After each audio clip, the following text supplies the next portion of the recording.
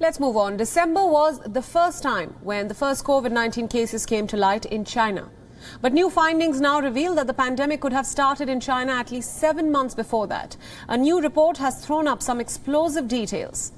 Hubei is the province where Wuhan city is located. And Hubei was buying PCR tests as early as May 2019.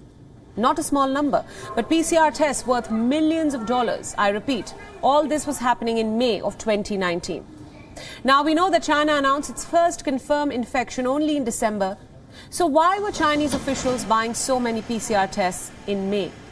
Did they expect an outbreak? Did they know of any developments or leaks that could lead to an outbreak? It's hard to say at the moment. Information in China is very tough to access. The latest evidence has been dug up by an Australian cybersecurity agency.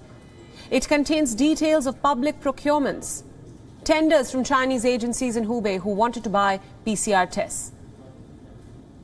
Let's now bring you some numbers.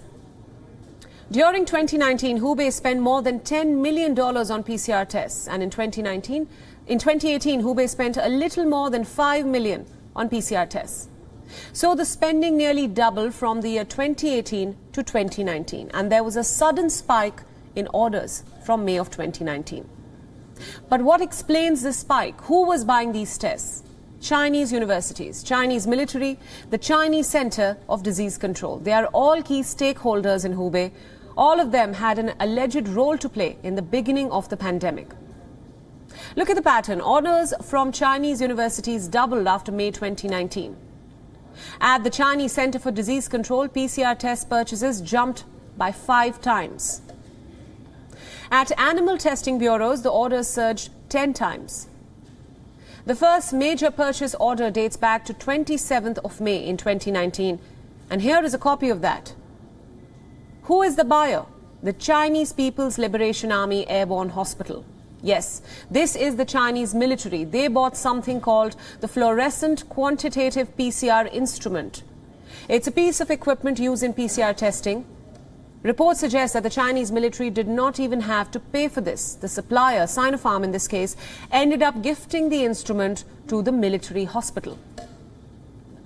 We have more details of other agencies buying PCR tests. Look at this now. This is a procurement requirement from the 22nd of September in 2019. It's from the Wuhan Hongshan District Center for Disease Control and Prevention. What were they buying?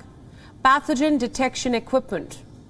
Machines to detect pathogens like viruses. They made 2 such purchases. Another similar tender came out on the 6th of November. This time the buyer is a familiar name. The Wuhan Institute of Virology, the same Wuhan lab that is suspected to be a potential source of the virus. They were buying a fluorescent quantitative PCR instrument, the same equipment that the Chinese military had bought in May 2019. We earlier spoke to David Robinson, who is a retired Australian Army intelligence officer. Robinson was a lead researcher on this project that shows the virus outbreak may have begun in China as early as May 2019. Listen in. Well, it's very hard for us to determine, based off the current commentary and the data and all the investigations, exactly when coronavirus started, because we don't have a patient zero and we don't have key case data. So we've tried to use predictive statistics and third-party data in order to identify potentially when coronavirus might have started emerging. But looking at people buying PCR equipment because they're potentially dealing with an unknown virus, an emerging epidemic in Wuhan, and they're trying to identify cases, what the virus is, and react in a normal way that any health system would react around the world. The key points are, in 2018, most of the PCR equipment was normal hospital and research use. And in 2019, it shifted dramatically to increase.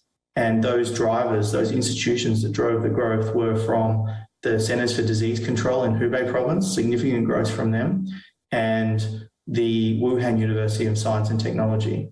And key to this university specifically is they have 35 teaching bases and practices in the field. And this is not based off the websites of the other universities. This is not the same level as the other universities. So they've got teaching practices in 22 general hospitals and 10 centers for disease control and prevention. So these are the normal institutions that would be expected to deal with an emerging virus, an unknown virus. And that's where we're seeing the significant increase of purchasing of that equipment from in 2019. Well, we've only used Chinese data. We haven't used anyone else's data. We've used their information in order to build our data set and our study. And secondly, more transparency builds trust.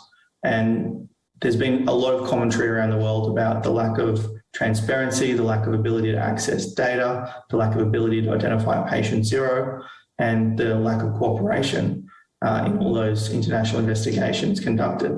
So we would love to see what the patient zero is. We would love to identify the zoonotic origin of the virus, but I don't think we're actually going to be able to find that just due to the lack of data being presented by China to the world.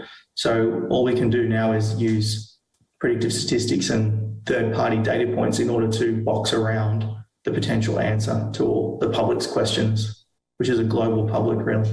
WION World is now available in your country. Download the app now and get all the news updates on the move.